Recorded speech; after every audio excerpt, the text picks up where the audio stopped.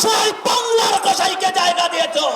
যদি বাংলাদেশ যেতে যায়, বাংলাদেশের 20 কোটি জনগণকে সাথে নিয়ে কলকাতা থেকে বাংলার কসাইকে ধরে আনবো। বাংলার জনগণ ভয় পায় না। বাংলার জনগণ হাসিনাকে দিল্লিতে পালিয়ে যেতে বাধ্য করেছে। যে জনগণের গুণের সামনে নিজেদের বুক পেতে দিয়েছে, সেই জনগণ যদি কলকাতার উদ্দেশ্যে মার্চ করে, কোন শক্তি তাকে ঠেকাতে পারবে না। গুজরাটের কসাইকে সাবধান করে দিতে চাই, বাংলার কসাইকে অতি সত্তর বাংলাদেশে বিচারের মুখোমুখি করার জন্য ফিরিয়ে দিতে হবে।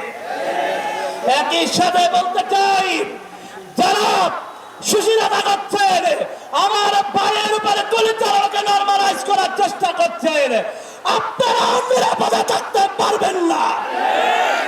যদি আমাদের উপর এভাবে করে হামলা চালানো হয়, জুলাইয়ের শক্তি বাংলাদেশে বেঁচে থাকতে আওয়ামী লীগ বাংলাদেশে রাজনীতি করতে পারবে না।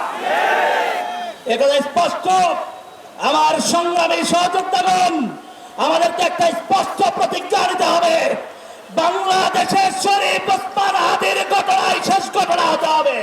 শরীফ ওসমান হাদির উপরে যারা হামলা চালিয়েছে, তাদেরকে মাটির সাথে পিছিয়ে ফেলতে হবে। যে সিন্ডিকেটের সাথে জড়িত, যে ভারতীয় দালাল চক্রের সাথে জড়িত, বাংলাদেশে এজেন্সির যারা এর সাথে জড়িত, তাদেরকে বাংলাদেশের জনসমক্ষে শাস্তির মুখোমুখি করতে হবে। প্রিয় জনগণ, প্রস্তুত হন। জুলাই গণঅভ্যুত্থান হয়েছে, বিপ্লবে পরিণত করতে হবে। এই বিপ্লবের ডাক শরীফ ওসমান হাদি দিয়েছে।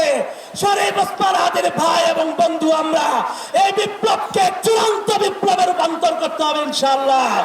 এই স্লোগান আমাদের বাঁচতে হবে, যে স্লোগান প্রাণের